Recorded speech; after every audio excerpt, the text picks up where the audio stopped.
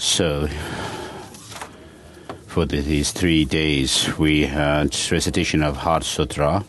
In the earlier set of the teachings, we had Indians reciting Heart Sutra and the Mangala Sutra. And then this time, we have a recitation of the Heart Sutra by people from different countries.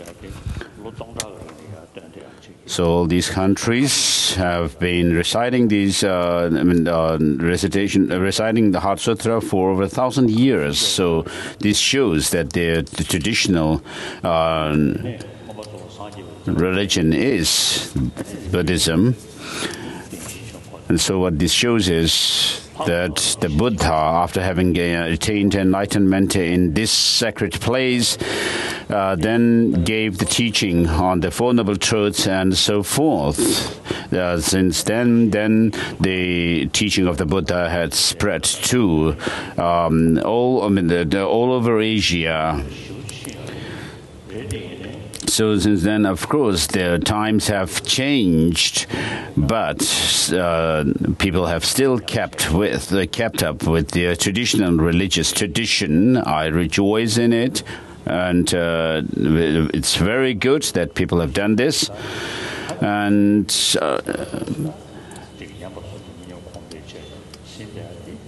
so it's not about competing with others to preserve one's own traditional religion, and it's not about propagating it to others.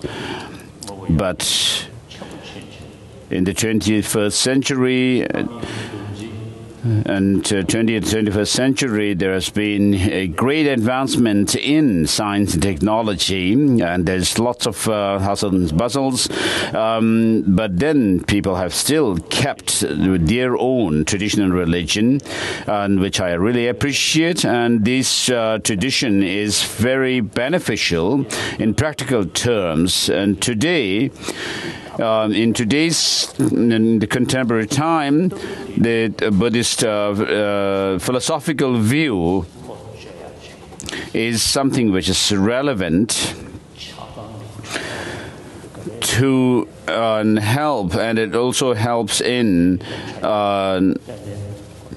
transforming our mind from being tossed by attachment, anger, and so forth. And so, to counter these, the Buddhist philosophical views are very beneficial. So, are there any other recitations?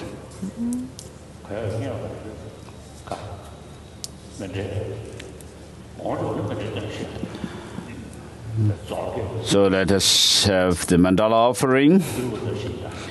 So use your thunderous voice.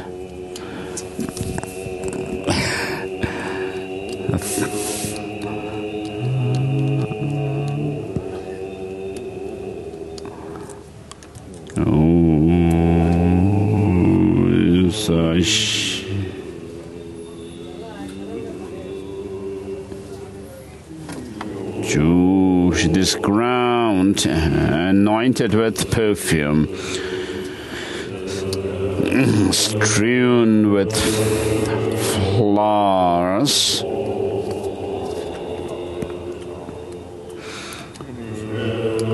adorned with Mount Meru.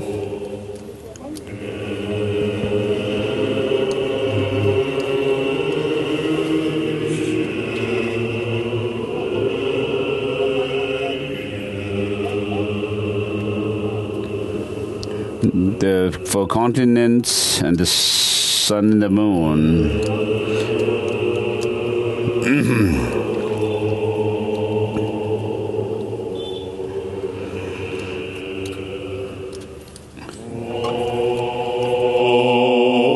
I imagine this.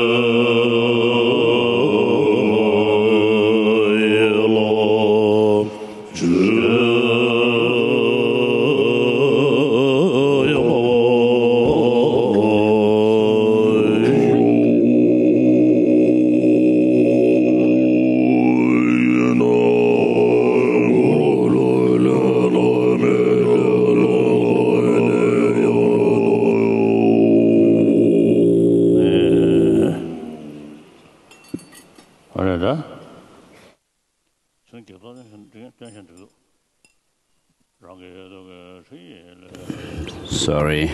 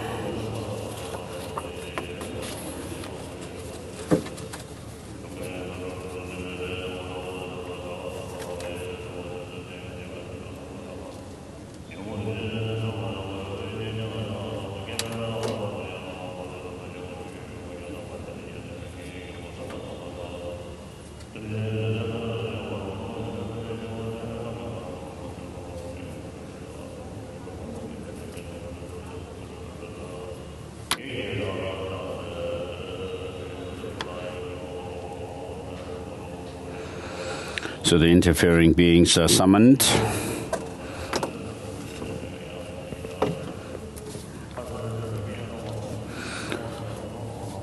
So everything dissolves into emptiness, and then from within that state of emptiness arises the offerings, the ritual cakes, and in the form of nectar and so forth.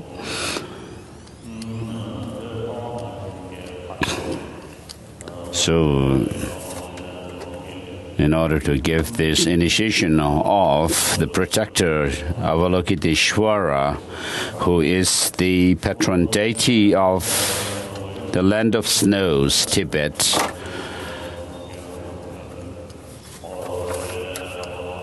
I summon the interfering beings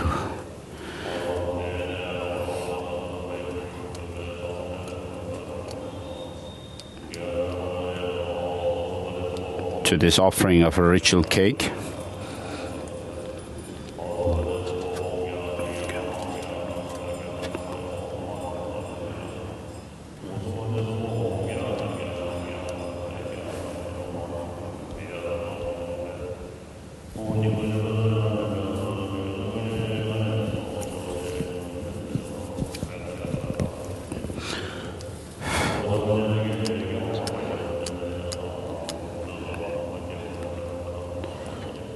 Through the truth of the words of the root and lineage Lamas, Buddhas, Dharma and Sangha,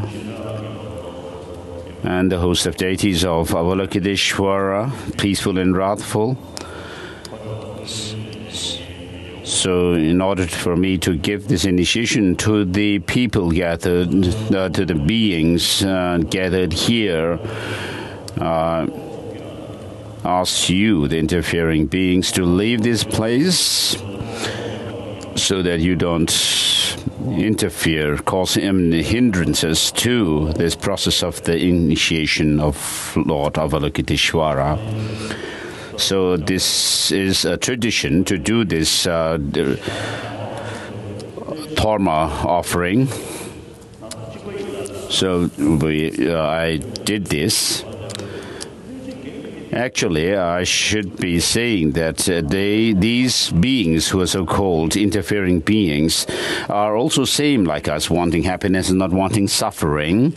And I ask them to stay here. So there's not really something called, someone called interfering or harmful beings and so forth. They are actually, they're unable to fulfill their own goals because of their own mental afflictions, attachment, anger, and so forth.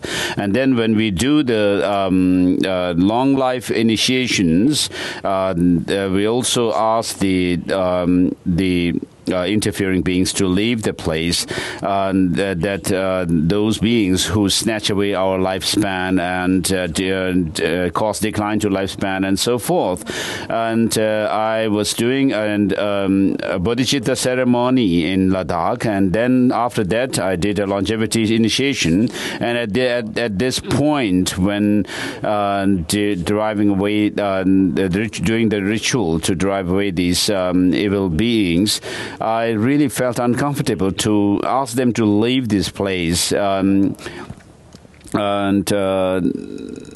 whether they are snatching our lifespan or taking away our lifespan and so forth, and driving them across the ocean, on the other side of the ocean and so forth, of course, are not necessary. But regarding ourselves, Tibetans, we have actually reached far away from our own homeland. And so today we are doing the Avalokiteshvara, the great compassionate deity initiation. So this place is a very special place, an extraordinary place. In such a place, the essence of Dharma is Bodhichitta, this altruistic spirit of enlightenment, as it is taught in the stages of the path and also mind training texts.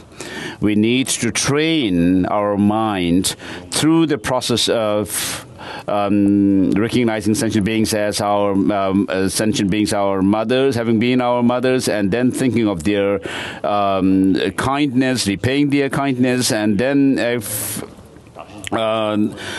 going through this, in other words, the sevenfold cause and effect instruction, and also the equaling and exchanging self and others by thinking of, reflecting on the shortcomings of self-cherishing attitude and the advantage of cherishing others, and then doing the other practices. And so through the deity yoga practice, of course, it has a special effect in our practice of bodhicitta and the view of emptiness and so forth.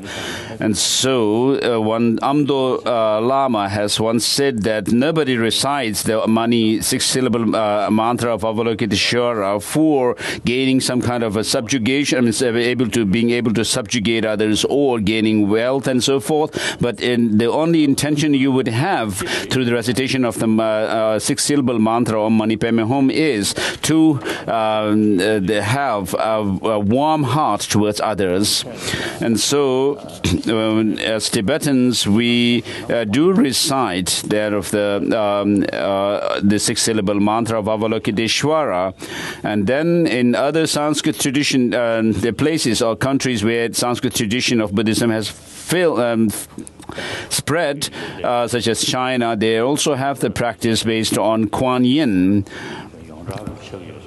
And so in other places also, it seems that they have the practice of Avalokiteshvara, especially in Tibet. So this is a verse, praise of Avalokiteshvara, who is of Chendrasik, who is praised by all the Buddhas, by the Buddhas of the past, present and future. All of them praised Avalokiteshvara. Why? Because the essence of Buddhism is cultivation of love and compassion and not harming others, avoid harming others. And therefore, such a warm heart, good heart, arising in the form of a deity is Avalokiteshvara, the noble Avalokiteshvara. Therefore, he is praised by all Buddhas. So it's not about the features of Avalokiteshvara having some certain faces and hands and so forth, but because he is the personification of compassion. And so compassion, regarding compassion, Chandrakirti makes his salutation to compassion in the beginning of his Madhyamaka Avatara, instead of saluting Buddhas and Bodhisattvas and so forth. And so this compassion is a state of mind which is unable to bear has this aspect of being unable to bear the suffering of others. And so if you can't cultivate compassion, then there will be peace and happiness in the world, otherwise not. And then the second line of the praise says, he's praised from the point of view of all kinds of positive qualifications. So bodhisattvas and so forth have great qualities which are all they're rooted in or are attained through that of compassion. And so we have Avalokiteshvara in the form of a deity who is the personification of compassion, and therefore the one who is known as Avalokiteshvara, who is compassionate all the time, I prostrate to him. And then there is another praise which praises Avalokiteshvara from the point of view of, his features, such as the 1,000 arms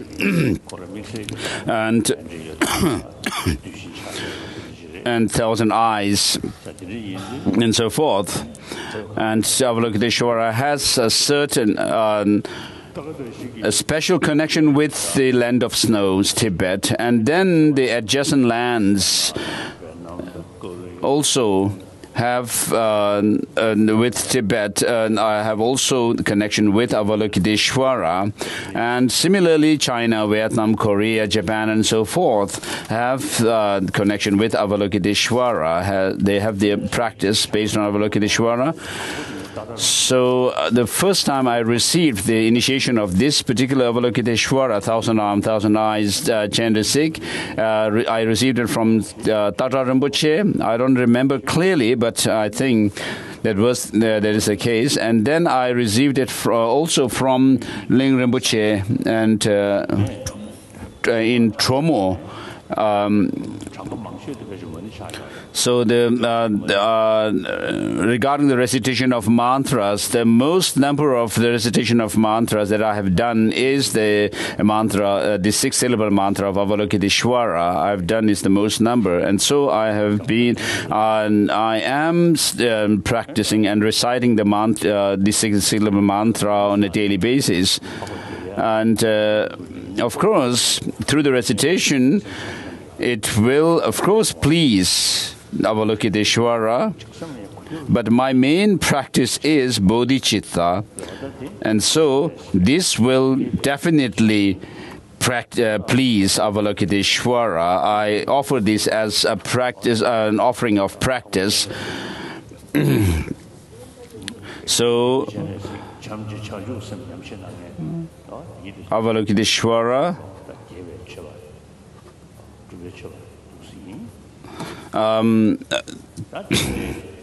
I'm making this offering of practice of Avalokiteshvara to all the masters of the past. And so this place where we are doing this initiation this time is a very special place. And secondly, since there is a huge community of monastics, so amidst these huge ocean of monastics, I think if we could do the take the ceremony for vows, that also has special significance, and therefore amidst the ocean of monastics I will be giving this initiation of Avalokiteshvara.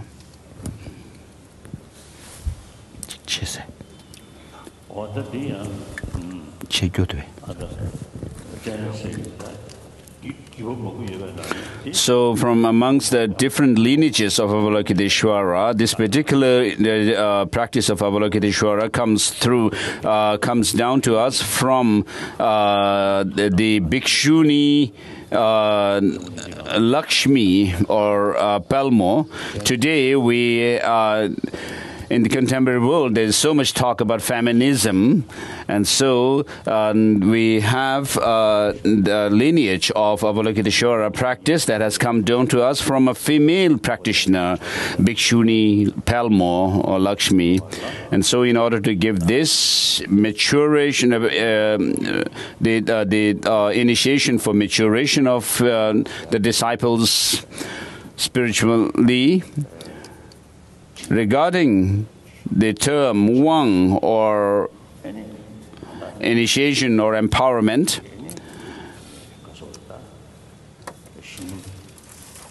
by receiving the blessings of Avalokiteshvara, then you would engage in study and or listening to the teachings, reflection, and then also meditating on the practice of Avalokiteshvara. So before taking the Bhikshu and Bhikshu vows, it is not allowed to read the Bhikshu text on Bhikshu vows. And so for those who are engaged in philosophical study of Buddhism, I mean, when they come to the point of studying Vinaya, then they take their fully ordained monks' vows. And so, as I have explained yesterday, the initiation is for activating the potentials within us for the four Buddha bodies. So in the highest Yoga Tantra, there are 4 initiations, vast initiations, and so forth, for purifying one's body, speech, mind, and then body, speech, and mind collectively. And here, in this case, in this initiation, there are 2 initiations. One is the water initiation for Dharmakaya and the truth body of a body, Buddha, and then the other is the crown initiation, which is for the attainment of the form body, Rupakaya of Buddha. So it's a matter of presenting in a short version or longer version. Otherwise, all these initiations are for attaining the 2 Buddha bodies.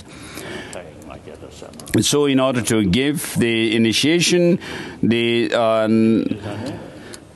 master must visualize himself as Avalokiteshvara, and so in the past, to this Bhikshuni Lakshmi, the Avalokiteshvara who did the practice of Avalokiteshvara had the vision of Avalokiteshvara and then received these blessings from.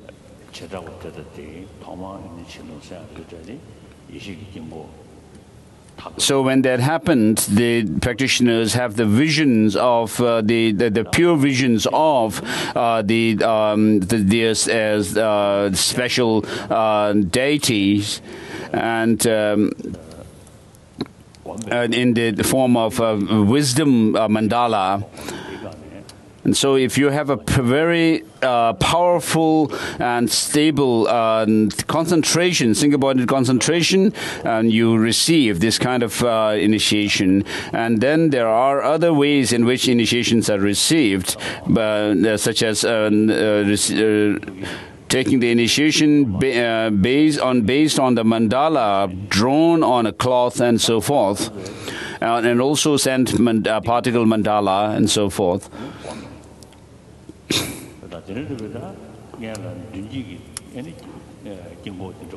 So in order to visualize a deity and the mandala in front of you in the, with concentration, it is difficult. Of course, for that you need first to do this self-generation, and then you do that of the generation of the deity in the of the vase, and then the front generation. And so I have done that. I did did self-initiation, and then therefore the practices to be done by the master are all done by me. And next we have the disciples, and so there are things to be done by the disciples. And so the disciples are, you should imagine yourself at the eastern door of the mandala, the mandala that I have visualized. So as I said yesterday, when you practice Tantra, Guru Yoga becomes very crucial. And so with the visualization or imagination that the master and the deity, the main deity of the mandala, are inseparable in nature. So since from such a master you should receive the initiation, please repeat this. O great protector, I am seeking this firm mode of great enlightenment. Bestow on me the pledges. Bestow on me also the mind of enlightenment. Also bestow on me the three refuges, be the doctrine and the spiritual community. Or protector, please let me enter into the supreme city of great liberation. So repeat this 3 times, that for the last 3 lines. So protector, please let me into the supreme city of liberation.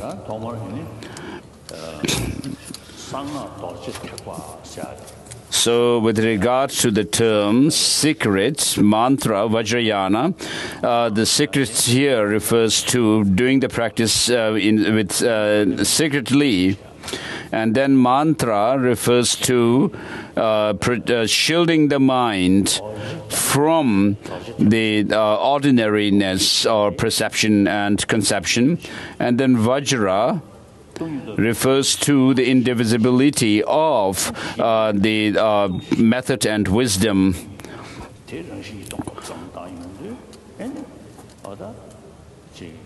Where you visualize, first meditate on emptiness, and from within the state of emptiness arise in the form of a deity. Or once you are in the form of a deity, then you also meditate on the emptiness of the deity as well. And so there is the perception of the deity and the perception of emptiness. And you are, when you do this, you are visualizing the resultant deity that you would attain in the end. And then visualize, meditate on the emptiness of that deity, which means you have an object which is a pure object.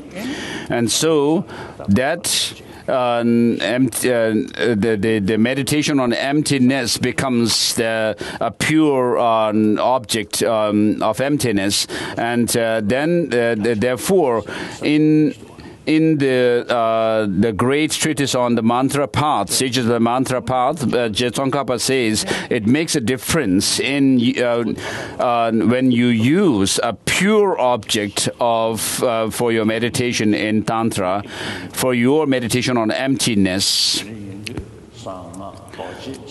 So Vajra, which means indivisible, which means the visualization of the extensive aspect of practice, which is the deity, and then also meditating on meditating on the extensive aspect and the profound aspect, which is that of emptiness of the deity. And therefore you bring these two together, and that is the meaning of Vajra, indivisibility. And therefore, this is the path and leading you to that goal. And therefore, since you need to do this practice secretly to symbolize that you are given a blindfold, you are asked to put on the blindfold.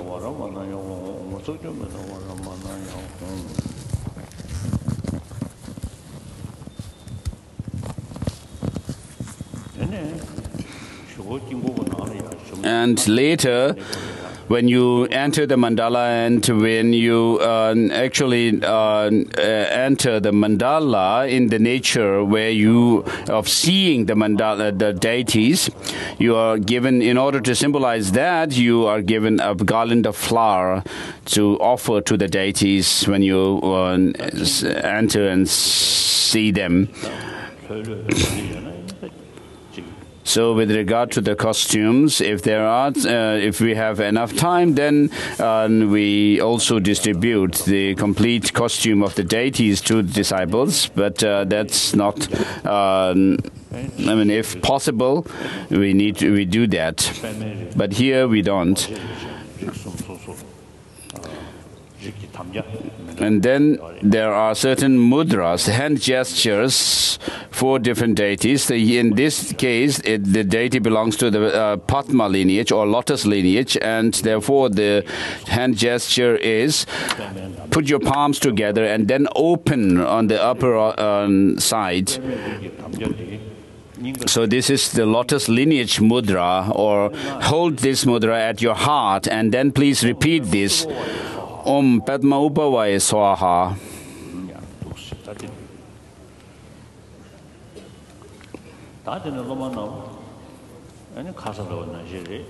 As said before yesterday, the disciples need to meditate on emptiness. Think of who you are. As Nagarjuna says, what is a being is not the earth, fire, water, air, nor space and consciousness. If not all this, what else is a person? And then he says a person is designated on the basis of the 6 constituents, and these constituent factors, the psychophysical aggregates, are not the person and do not have a real existence, and each of them also do not have any real existence.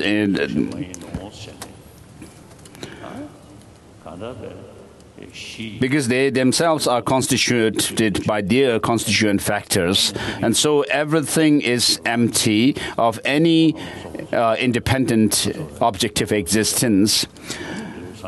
So with regard to the progression along the path, there are 5-fold paths. So on the basis level, there is nothing that we can find as being this and that, and then on the path level also nothing can be found as being this or that.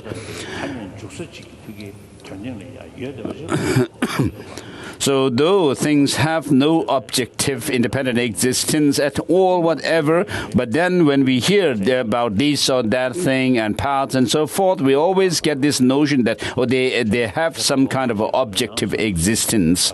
And so that needs to be countered. And we also cling on to, there's this appearance and we cling on to such an existence. And therefore, within the Madhyamaka philosophical schools, I mean, there are those who say that this true existence in things appear to the sense perceptions, and then others say that it does not. But if you really search for the identity of things, self and so forth, nothing can be pinpointed as being this or that. As Buddha Palita says, I have quoted it before, if things were to have any essence or essential existence, then let's suffice with that. But that should suffice. But what is the need for to say that things are dependently originated? And so meditate on emptiness with these logics, and from within the state of emptiness, you dissolve into emptiness, and from within the state of emptiness, you arise in the form of Avalokiteshvara, 1 face and 2 hands. And so at your crown, throat, and heart, imagine these 3 letters, Om, Ah, and Hum, these 3 letters. And then next, we are doing the Bodhisattva Vows. So maybe I would also say this here, since this is the... so tomorrow there will be the there will be an offering of puja at this main temple stupa.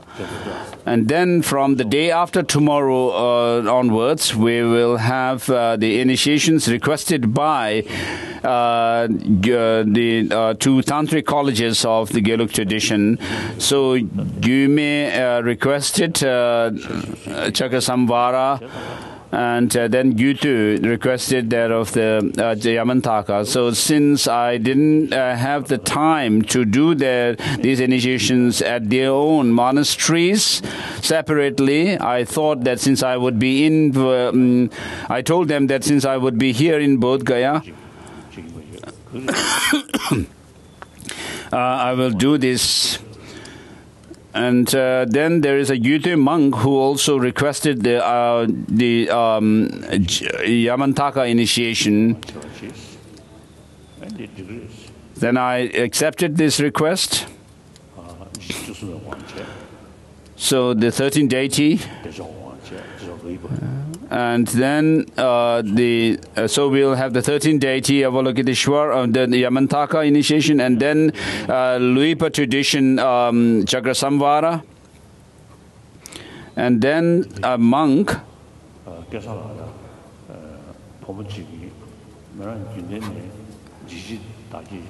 Kesangla and another girl. They live in the West, but it seems that they are doing the Yamantaka solitary hero Yamantaka initiation practice, and they requested this, and therefore I'm doing the solitary hero Yamantaka. So day after tomorrow, I'll do the 13th deity Yamantaka, and then on the 20th, on the 19th, I will do the Heruka initiation, and then on the 20th, I will do the solitary hero Yamantaka or Vajrabhairava initiation. And so for the first initiation, which is the 13th deity Yamantaka, I usually ask the disciples to do the 6th session Guru Yoga, and on top of that, the prayer of called the 100th deity of Tushita heaven, and then one round of mala of the recitation of Miksema, this prayer of Master Tsongkhapa. And then with regard to the Roopa tradition of the Chakrasamvara, you need to do, there's no other commitment but the triple purification of Heruka is the commitment.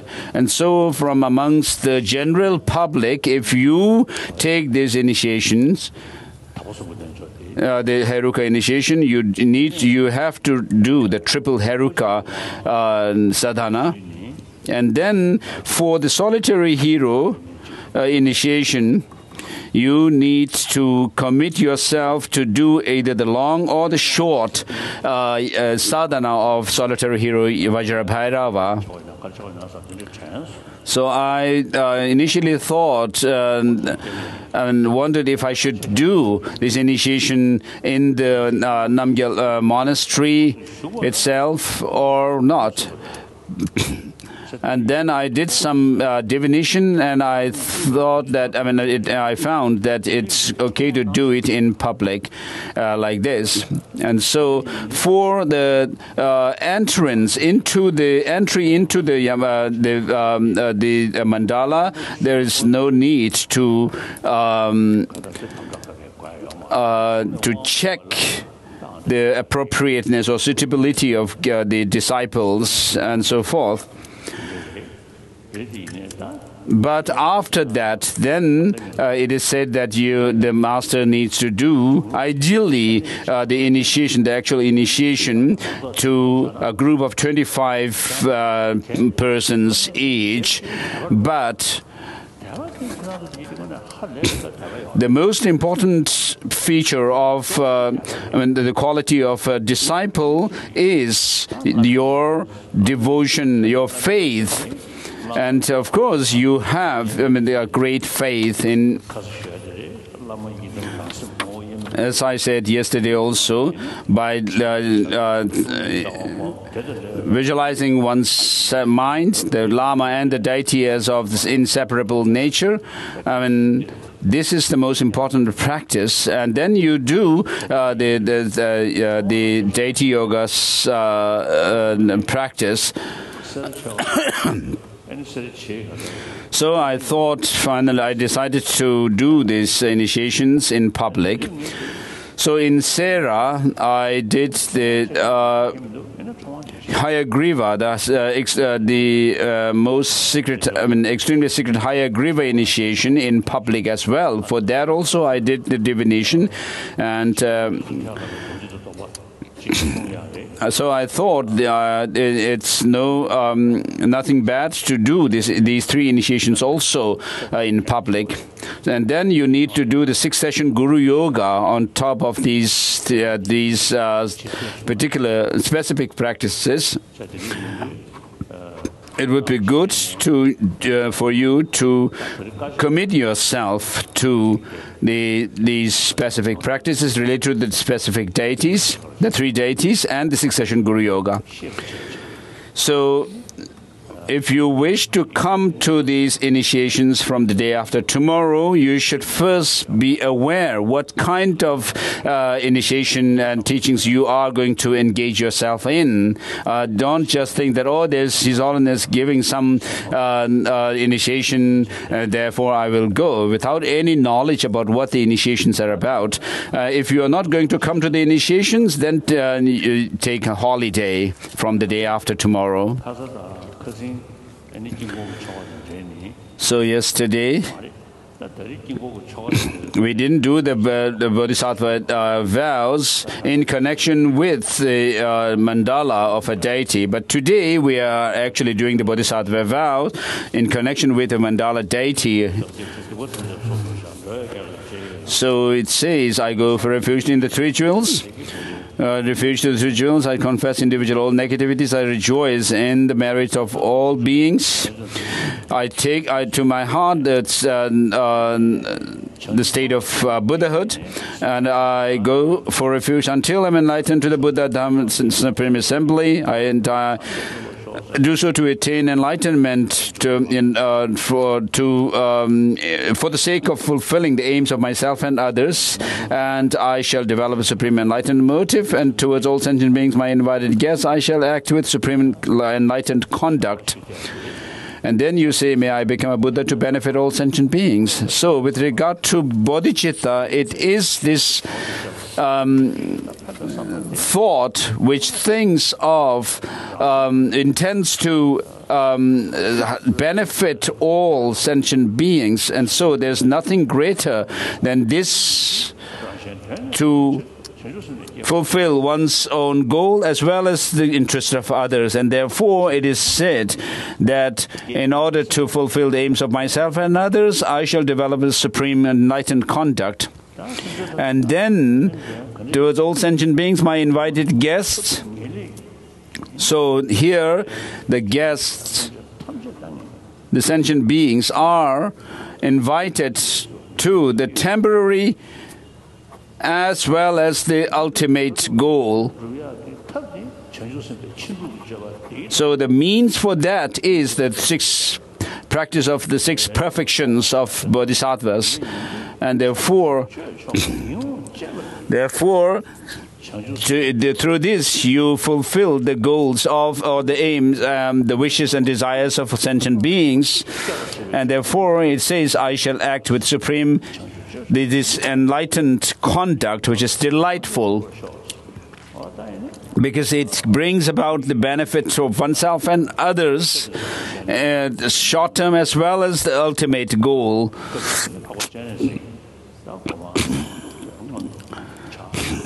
And so here in this context, you should have this intention to become, to attain the state of Avalokiteshvara, and then say, take the Bodhisattva vow. Please crouch, sit crouched.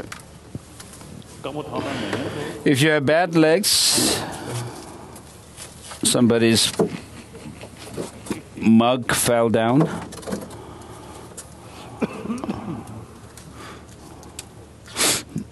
Or a cup. So did you get me? Please repeat these lines. So to the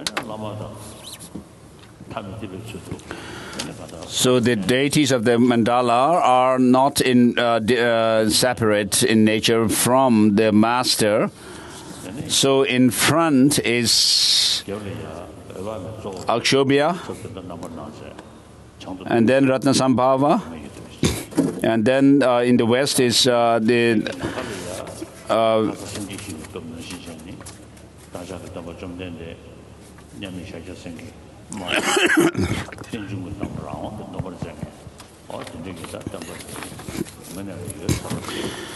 then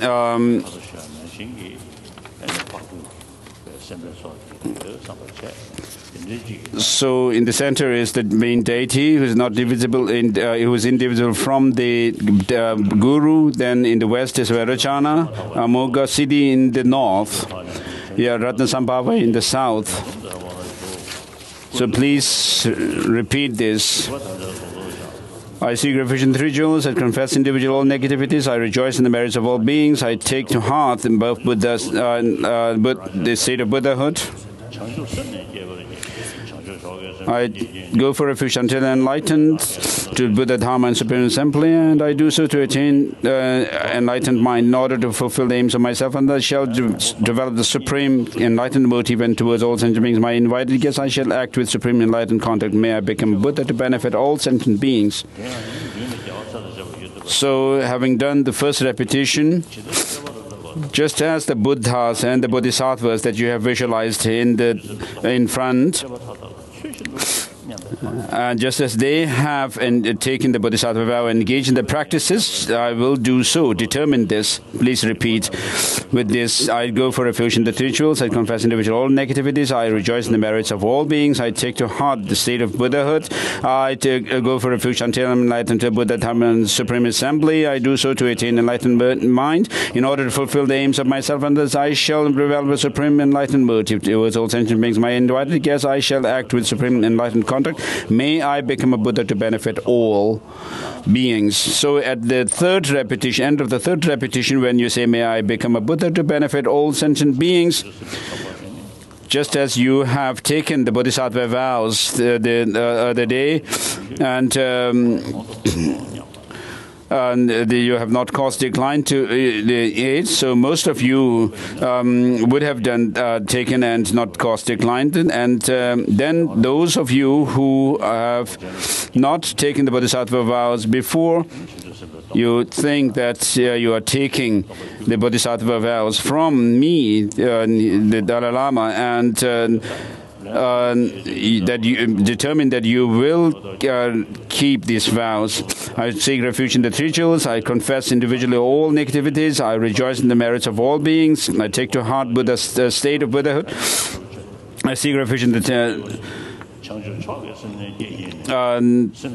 Buddha, Dharma and Supreme Assembly until I am enlightened, and to do so, I do so to attain enlightened mind in order to fulfill the aims of myself, and thus shall develop the supreme enlightened contact, and towards all sentient beings, my invited guests, I shall act with supreme enlightened contact. May I become a Buddha to benefit all beings. So please sit down.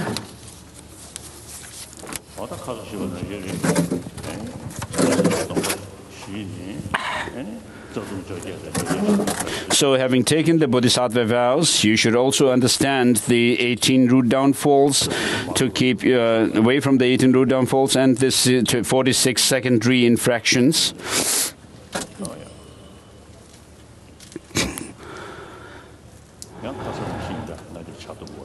So, just like yesterday, I'm again taking this delicious, this tasty tea.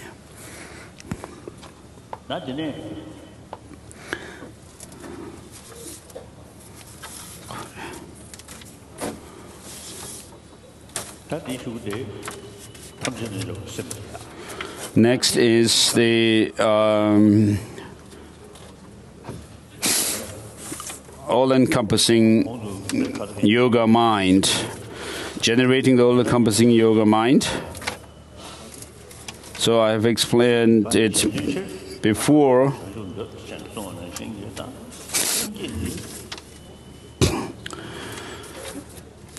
So Bodhichitta is this intention to become a Buddha for the benefit of all sentient beings.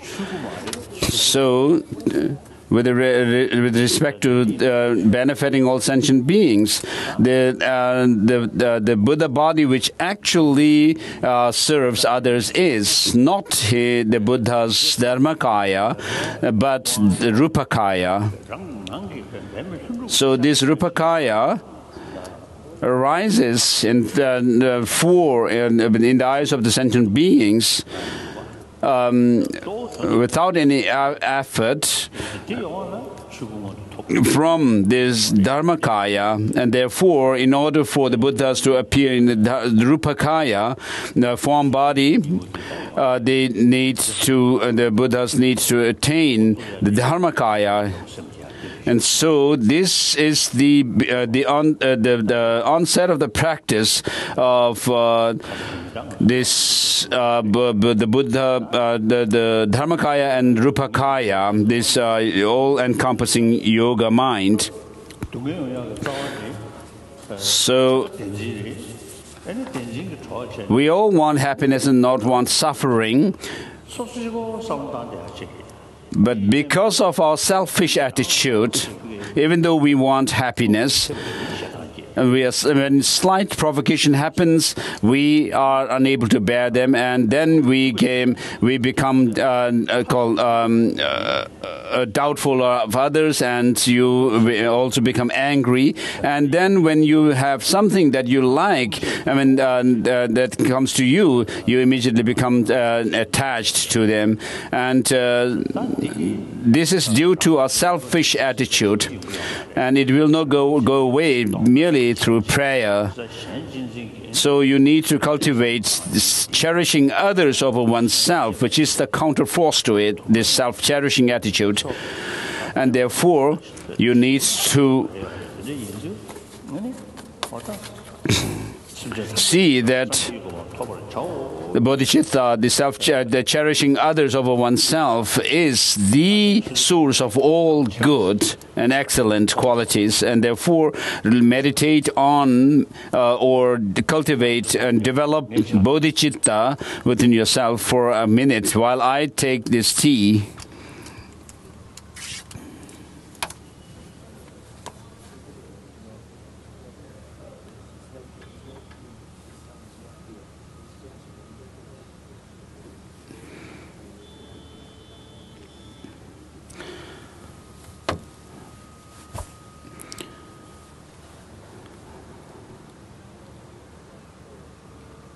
The sole factor which brings about the goodness for oneself and others is bodhicitta. So meditate on this. Now, having done that, for the sake of all sentient beings who are like oneself, wanting happiness and not wanting suffering,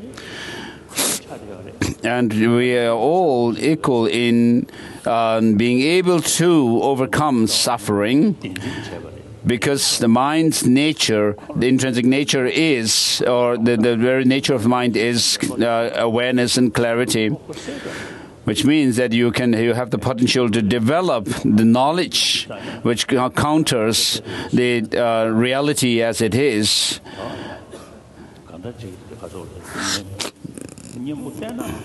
So if you are able to apply the antidote, you will be able to overcome suffering. And so all sentient beings, in order to pacify the suffering and its causes, and all sentient beings, you make this wish to lead all sentient beings to that state of enlightenment, and for that purpose you have meditated on this bodhicitta, which has this desire or the intention to become a Buddha to benefit all sentient beings. And this bodhicitta that you have meditated now transforms into a white moon disk at your heart, radiant.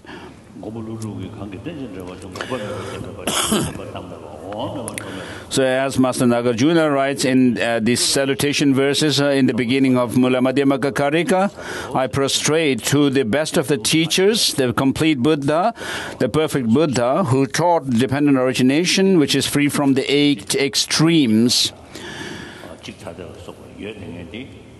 So the arisal and cessation, as well as being one or many, and these phenomena, whether they really in their own objective existence have these features and aspects of ceasing or arising and one and many and so forth.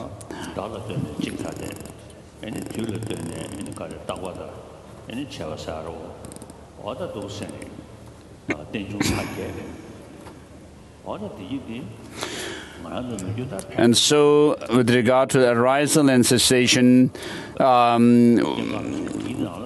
which is checked regarding the nature of the phenomena, and then one and many checking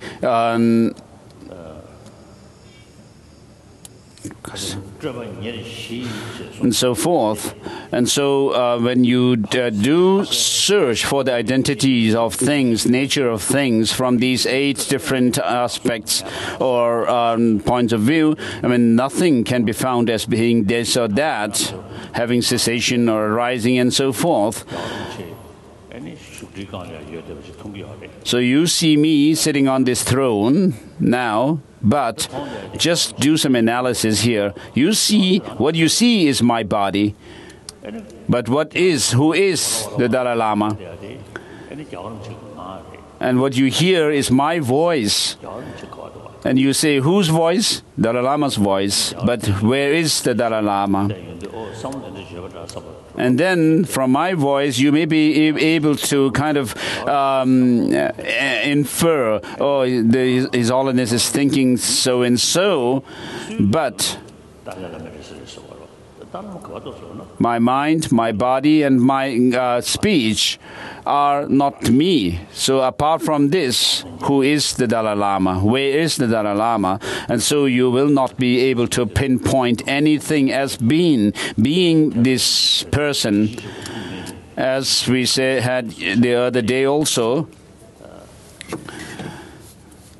with regard to the Tathagata, the Tathagata is neither the aggregates nor separate from it, neither he's in the aggregates nor are they in him, and neither the Tathagata possesses the aggregates. And so when you do this kind of analysis into the nature of things, reality, now nothing can be found as they appears.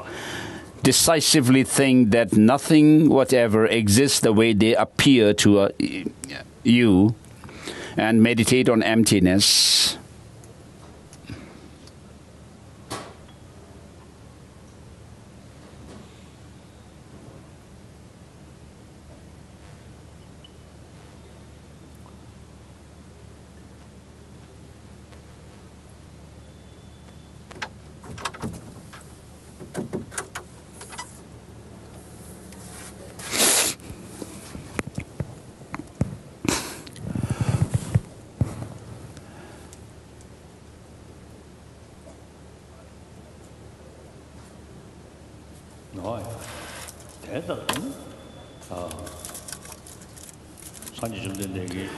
So, in the beginning of the Heart Sutra, the Buddha says, see or look at all the 5 aggregates as having and also not having any intrinsic nature. So not only the person or being, but the aggregates on the basis of which a being is designated do not have any intrinsic existence. And emptiness itself too is nothing like some kind of a light, a round spherical light ball, something like that up there. But emptiness is also the very property of the objects upon which you negate any intrinsic independent existence. And therefore, emptiness cannot be something standing alone quality, but it is a quality of something. And therefore, it is relative or dependent. And so, by using emptiness as the basis for, as the object, and there are the 16 different emptinesses and so forth established. Because it is said that if you hold the emptiness itself to be, to have any kind of independent objective existence, then that view is something that cannot be cured. So be decisive that nothing whatever exists the way they appear, yet things which affect us, of which we can talk about being this and that, since they do not have any objective existence, by default they exist by way of designation. And therefore, when you meditate on emptiness, nothing whatever is nothing whatever has any kind of objective existence. Your mind is absorbed in this vacuity kind of state of emptiness. And now imagine that you will imagine this, and reflect on this, and you make the determination that, make determination that you will never, until enlightenment is attained, give up this view of emptiness and the bodhicitta that you have cultivated. And so, on a daily basis, you are now committing yourself to practice cultivating these two principles of bodhicitta, the conventional bodhicitta and the ultimate bodhicitta, the view of emptiness. And so, do your best to develop these two principles within you. So, having done this meditation here during this ceremony, you should do the practice and generate these two. Please, on a daily basis, please repeat this. Om Sarva Yoga Citta Upatayami. Om Sarva Yoga Citta Upatayami. Om Sarva Yoga Citta Upatayami. So this, the view of emptiness that you have meditated transforms into white-spoked Vajra at your heart, standing on the moon disk. White Vajra, just as you have visualized this moon and the Vajra at your heart, know that the same moon and the heart, the Vajra are at the heart of the Guru as well, and replicas from the Guru's moon, the heart of these two come forth and shoots forth and dissolves into your moon and the Vajra at your heart, thereby stabilizing these two principles of bodhicitta and the view of the correct view of emptiness.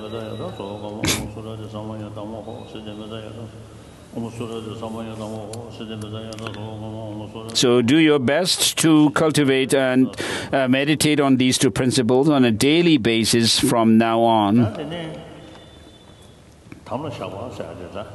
And next is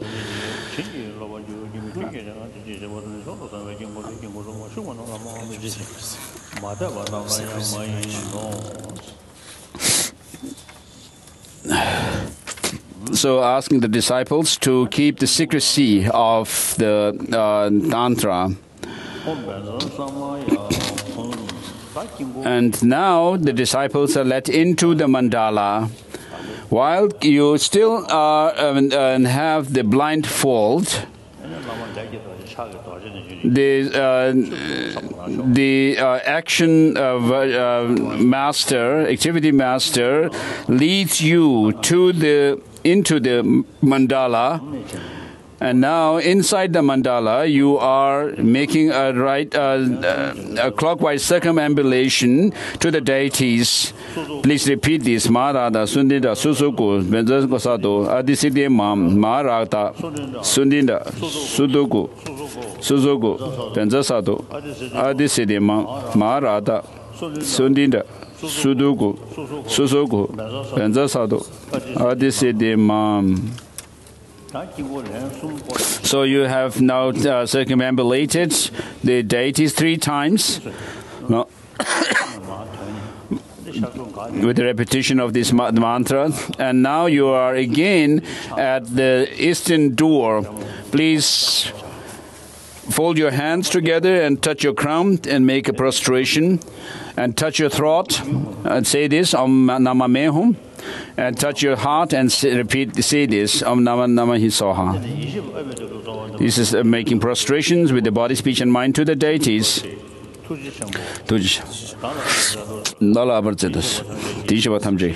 This is the showering of the wisdom beings into the deities. This is making request for that. So all the Tathagatas, please bless me and bring down the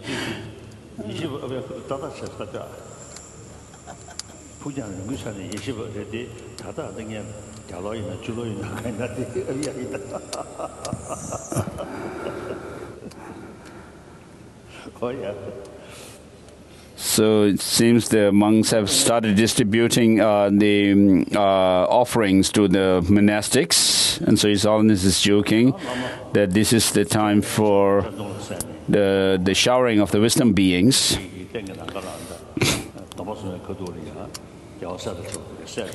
So just as you have imagined all the Buddhas and Bodhisattvas, and you have just, as you have just reflected on Bodhicitta, the 2 types of Bodhicitta, conventional and ultimate Bodhicittas, you should feel quite self-confident now and alert, not feel low-spirited.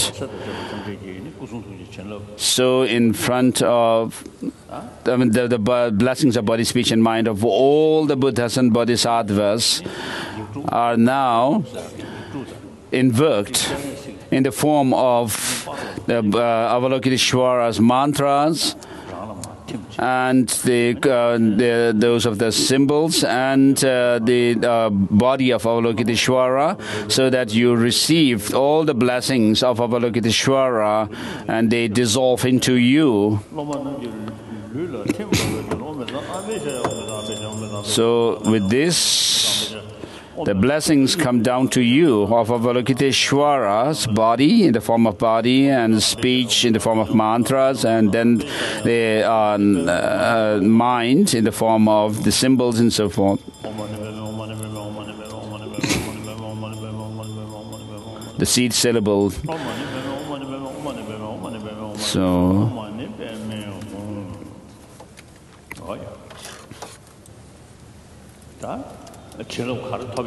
So whatever blessings you have received, they are stabilized within you with this Diksha Beza mantra.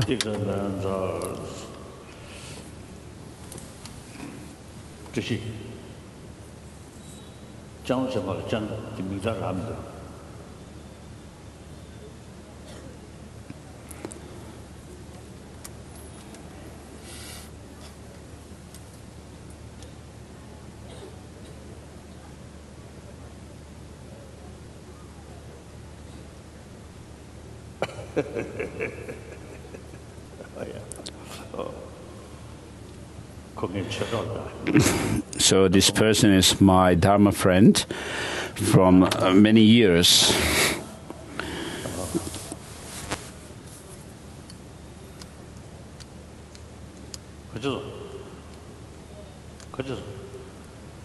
What happened?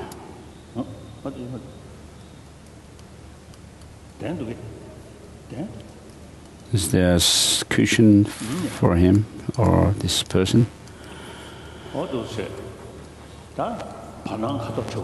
And next is asking what appears to your eyes, which color.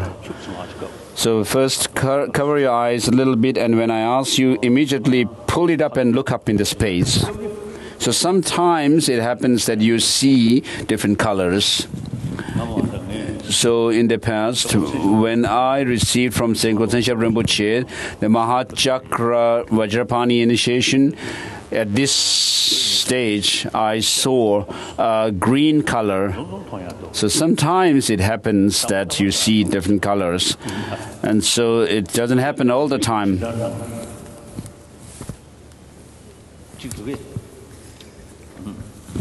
So did you see something, some color in the space?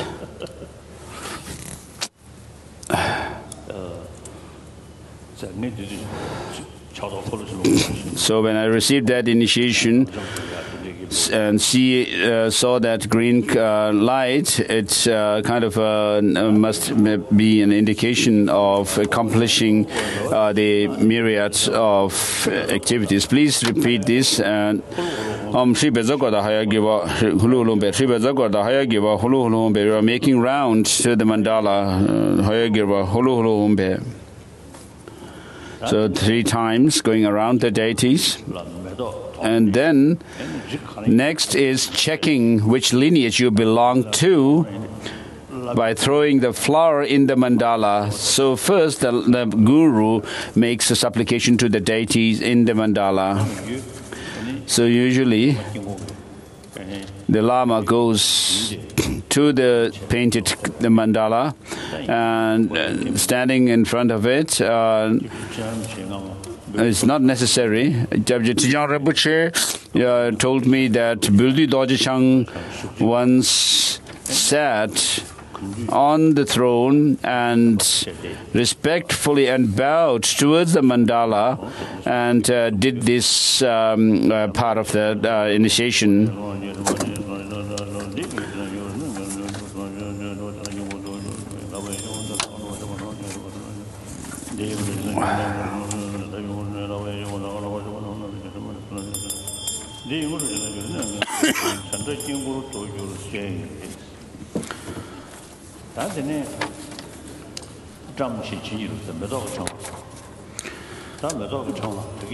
So the flower garland that was given to you earlier, holds it in your in between your palms.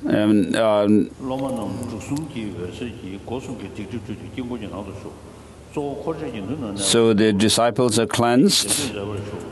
Please repeat. Sanjengudo Topjechir. Dala Tizikone. Dala Pembe Sojink. Member Kone Shesusu. Ombe Zapati. Girhana Hompe.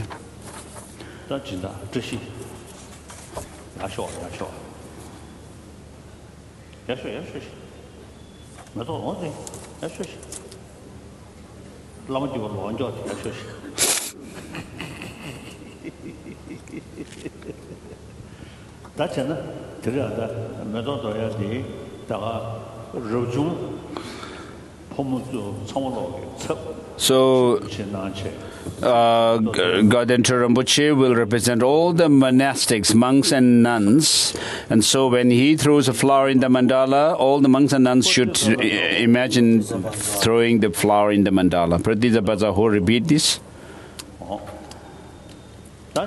And then for all the lay people, we have the sponsors, Tashi, to throw, representing all the lay people, lay men and women. Please repeat this mantra and imagine throwing your flower in the mandala. Pratidha Bazaho.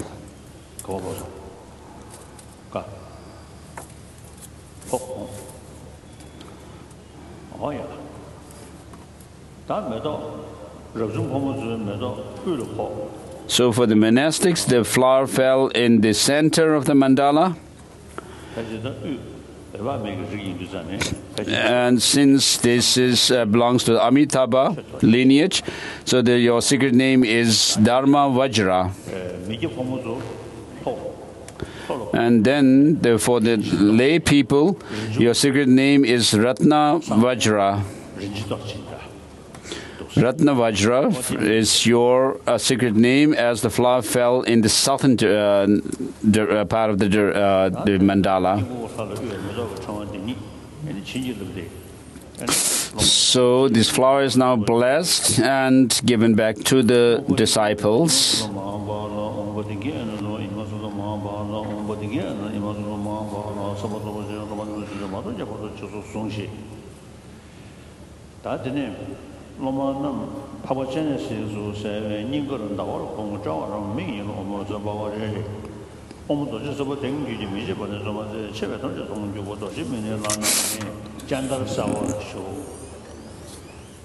So today Vajrasattva is making an effort to open your eyes. Through being opened, all will be seen. The Vajra eye is surpassed. So take off your blindfold. So as soon as you take off your blindfold, imagine that you are able to see Avalokiteshvara radiant with rays of light. And each rays of light also serves the sentient beings to fulfill their temporary as well as the lasting ultimate goals.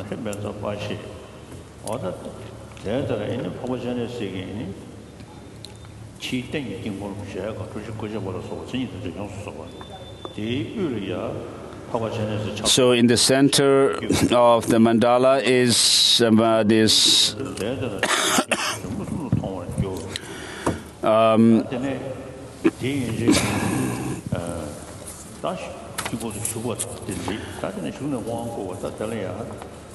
the lotus and the moon disk, and then in this on this is standing the thousand-armed Avalokiteshvara with the complete feature. Please repeat this.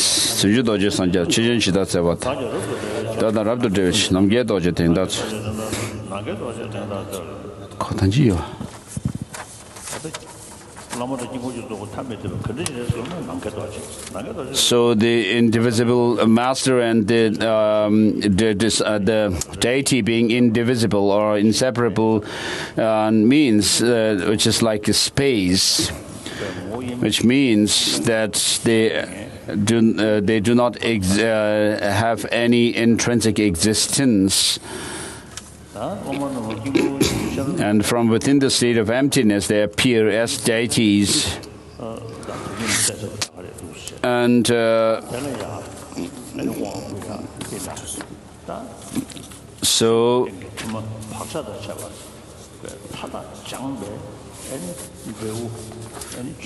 to attain that of the Dharmakaya, which is the total, complete purification of all the defilements from one's mind stream, you are taking this Vata initiation.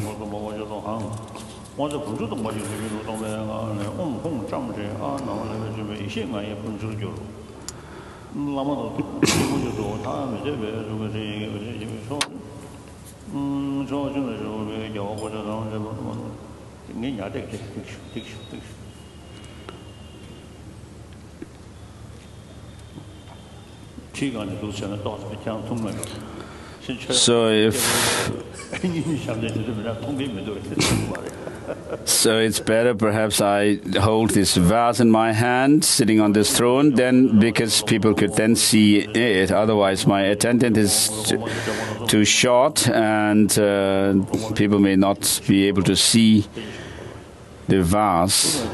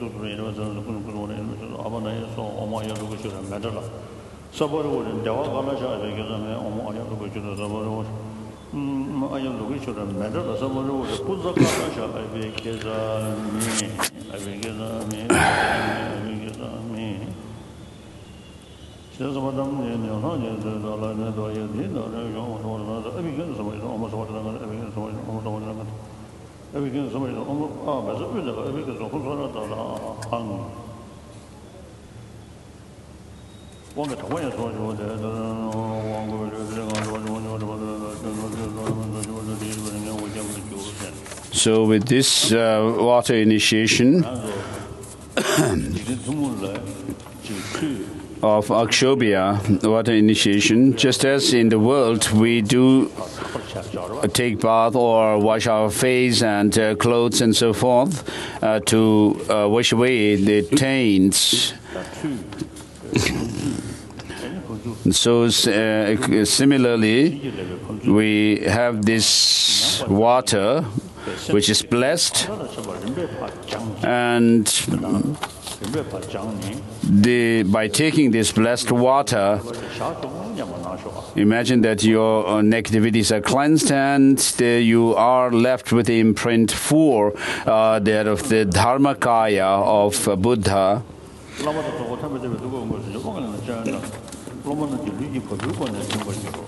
And then the deities, the disciples are also receive the crown of the 5 Buddha families, and the 5 Buddha families also dissolve into these disciples. And now you have received this water initiation out of the 2 initiations here, cleansing the anger, transforming aggregate of the consciousness, and attain the ultimate realization of wisdom. And for the next initiation of Ratna Sambhava, crown initiation, you make the Mandala Offering and repeat this.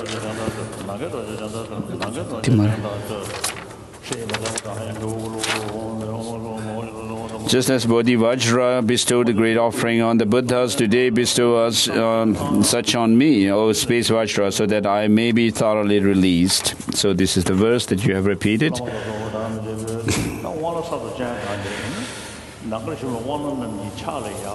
So the deities of the Manda initiation in the space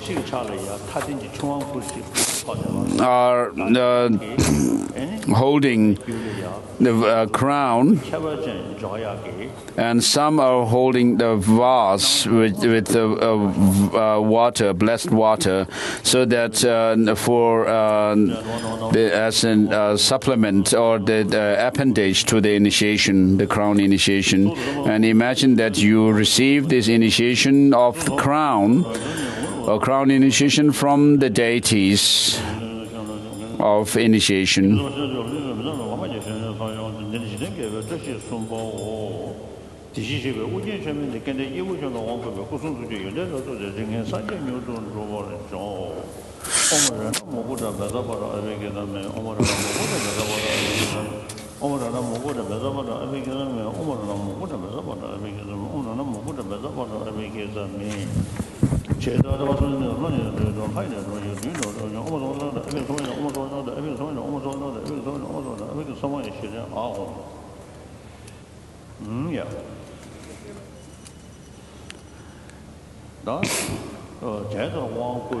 So by giving this initiation, it leaves a very extraordinary imprint for you to attain the Buddha's form body in the future.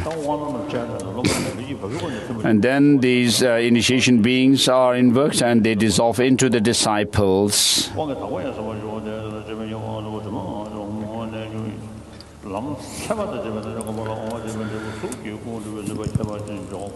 So this leaves an imprint for the Rupakaya and the yoga with signs I mean, you are authorized to do the yoga with signs, and with the previous initiation, the yoga without signs. And then next is the transmission. So the Lama is in the form of Avalokiteshvara with 1,000 arms and 1,000 eyes. And at his heart is another Avalokiteshvara with 4 hands. And then at his heart is a hum, syllable, with the tree marking it. And then around that syllable tree is the Mani Padme Hum, the 6th syllable mantra, and which comes out of my mouth and enters your mouth and then goes down to your heart, and so that the mantra letters, the mantra comes in the form of these letters, 6 letters, and then it is these letters are stringed with beam of light, and imagine that you have received the blessings of Om Mani Padme Hum. Please repeat Om Mani Padme Hum. Om Mani Padme Hum.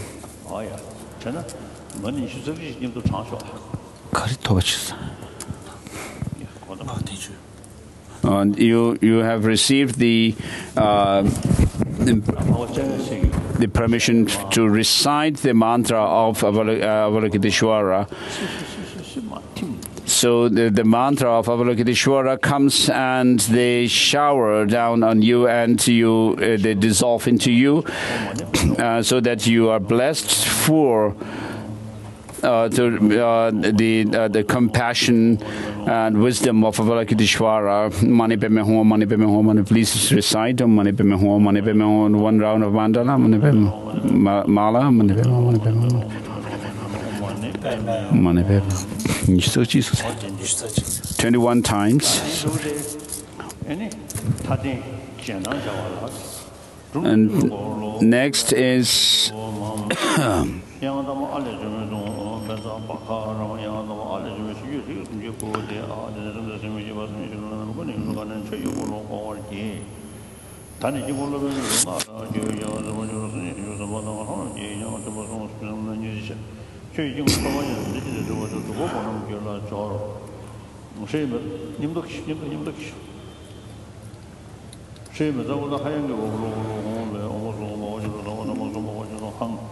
so the scripture, the wheel, Dharma wheel, and the conch are given.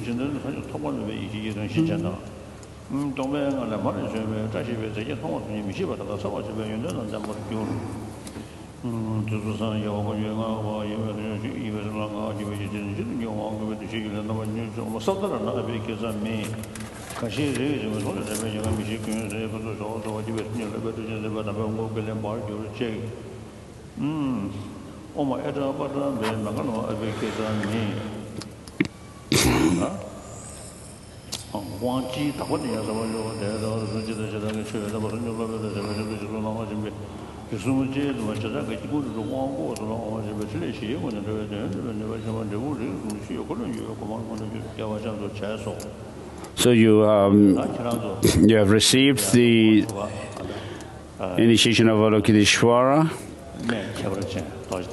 in this very sacred, special place of Bodhgaya, Vajrasana. You have received the twofold initiation of Avalokiteshvara. The main practice, of course, that you should do is the Bodhichitta, practice of Bodhichitta, and the view of emptiness.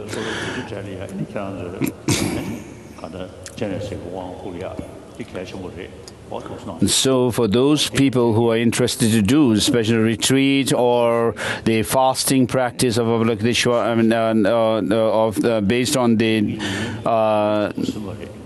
Avalokiteshvara practice, it is important for the qualified teachers to give the initiation of Avalokiteshvara.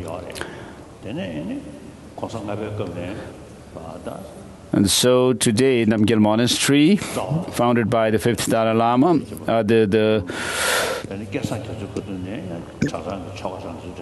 the third Dalai Lama, of course, the first Dalai Lama may have they planted the seed for this monastery, and then during the seventh Dalai Lama particularly focused on the practices of Tantra in the Namgyal monastery, and